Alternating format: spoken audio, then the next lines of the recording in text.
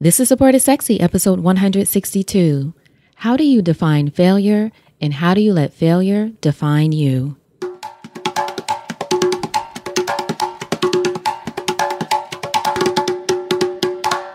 Welcome to Support is Sexy. I'm your host, Elayne Fluker, entrepreneur, author, and founder of Chic Rebellion Media. 5 days a week, Monday through Friday, I interview inspiring women entrepreneurs who share their wins and their lessons to help you take your business and your life to the next level and create something sexy. Here we go.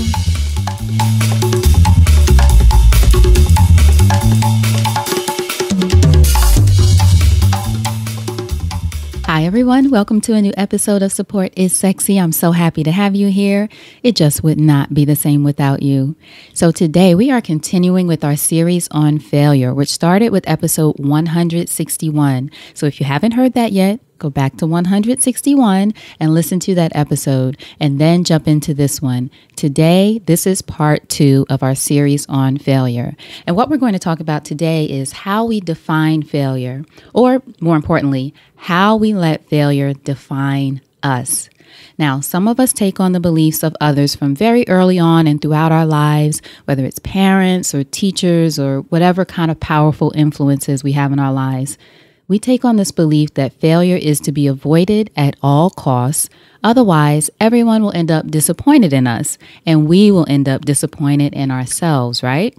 Now, what that leads to is shame. And I think we can all agree that most of us prefer to avoid what we perceive may bring us shame. So here's what I suggest. Let's redefine failure and take the shame out of it. How do we do that? Practice. Yep, we are going to practice failing by intentionally going after the things that a part of us may feel like we probably, almost certainly won't, most definitely succeed at accomplishing. In other words, things that we're not sure about. Why? Because we are going to practice failing. Now, one of the practices that I love comes via a lesson I learned from mentor in my head, Sarah Blakely, who is the founder of Spanx. Sarah, who has gone through plenty of no's on her way to the big yes in order to make Spanx a billion-dollar success, got good at facing failure because of something her father taught her from the time she was a girl.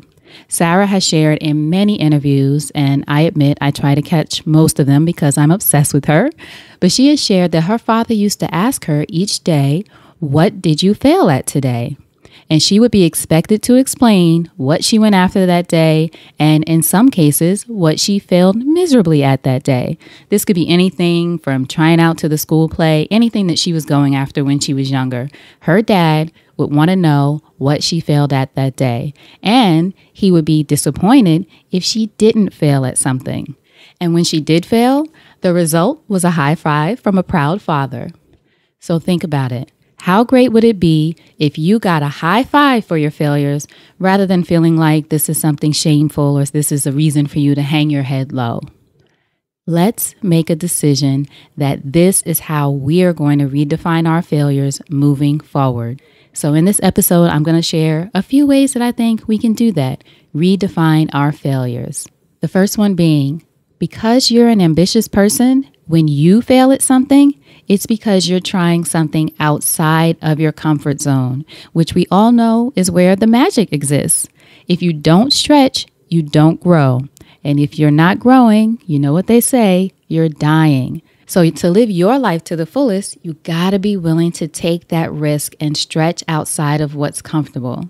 Now, you may not have hit the ball out of the park this time, so to speak, but you were brave enough to go up to bat and take a swing.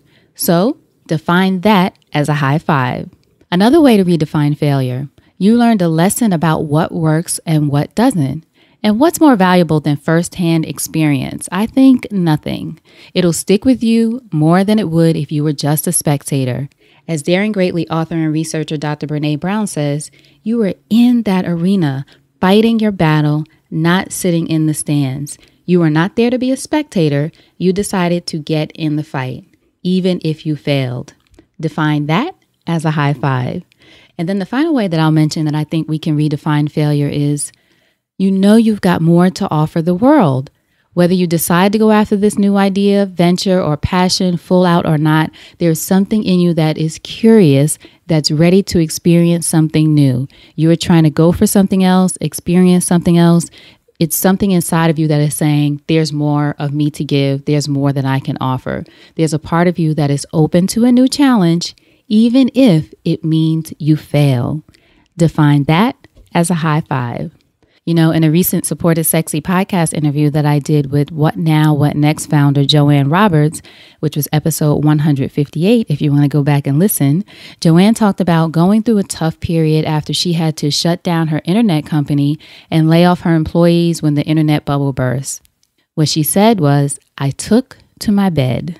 She was very upset. Of course, having to lay off people is very upsetting as someone who's a boss and a leader. She really had a tough time figuring out how to get through it. But then she realized something. Failing does not make you a failure. I repeat, failing does not make you a failure. And she decided to redefine what failure meant to her, and she began to look for her next challenge.